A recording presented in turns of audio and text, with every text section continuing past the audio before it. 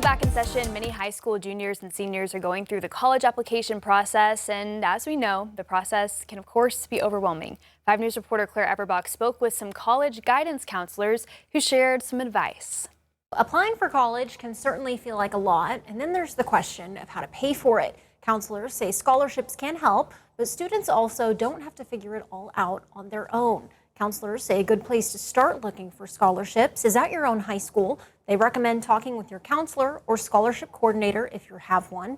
From there, students can look at national scholarship websites, but counselors say they shouldn't overlook local opportunities. In Northwest Arkansas, community organizations and other local groups offer scholarships to students. They also say students should keep track of deadlines. For example, the University of Arkansas has a November 15th priority deadline for scholarships. The counselors also say students shouldn't get discouraged if they don't get every scholarship or college opportunity they apply for.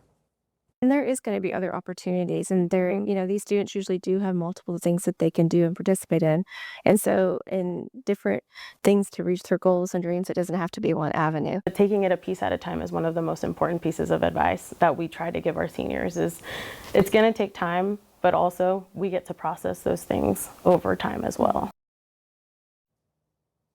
And a couple of important dates to keep in mind. The FAFSA application opens October 1st, and many colleges have application deadlines in early or mid-November. So counselors say it's a good idea to get those dates on your calendar now. Claire Everbach, 5 News. Thank you, Claire. And as families adjust to being back in a school routine, finding focus, staying on track can be a challenge, and not just for school-age children. Research shows on average, our attention spans are shrinking. Dr. Gloria Marks studies people's attention and behavior with digital devices. Our first studies were in 2003, and we found that attention spans averaged on screens 2.5 minutes. And then starting 2014, 2016, we found that attention spans went down to an average of 47 seconds. She says the prevalence of smartphones and the accessibility we have at our fingertips is to blame. In continuing coverage, Gentry police are sharing details about an undercover sting operation targeting an elderly fraud scheme. According to law enforcement, back in April, 2 people came to Gentry to pick up nearly $30,000. Now take a look at your screen. Police say these 2 people thought they were getting money from an elderly victim targeted in a PayPal refund scam. Instead, an undercover officer met one of them at a grocery store parking lot with fake cash. Police say he then took the money, then drove to a local restaurant where officers arrested both of them. These scammers are professional, so again, just be cautious and know that if you are contacting somebody, you should be contacting them. They shouldn't be contacting you. Both suspects pleaded guilty, were sentenced to 5 years in prison.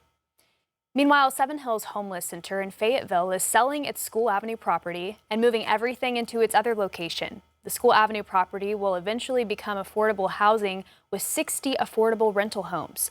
Even with the sale, Seven Hills says it will still offer day center services at its Walker campus on Huntsville Avenue in Fayetteville. And Seven Hills says closing on the sale is expected to happen next year. More than 50 Arkansas health organizations have penned a letter asking for the extension on the state's Medicaid expansion program. The state was looking to extend the program, but the feds denied the request. In their letter, health organizations like Baptist Health, Washington Regional, and the Arkansas Medical Society are urging the extension. They say the state needs the time to come up with a solution and make sure patients don't lose medical care. The request for an extension is part of a broader effort to make sure that Arkansans can continue getting the health care they need. On Thursday, those efforts took center stage, with the Arkansas Maternal Health Board holding a roundtable to talk about ways to improve maternal health and care for moms and families. All across the state, the Arkansas Hospital Association's executive vice president says only 30 hospitals still have labor and delivery departments.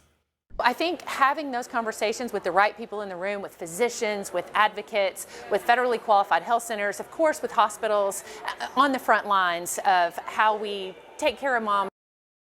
Care leaders and mothers also heard from state leaders about the challenges they are seeing, including women seeking care at multiple locations during their pregnancies.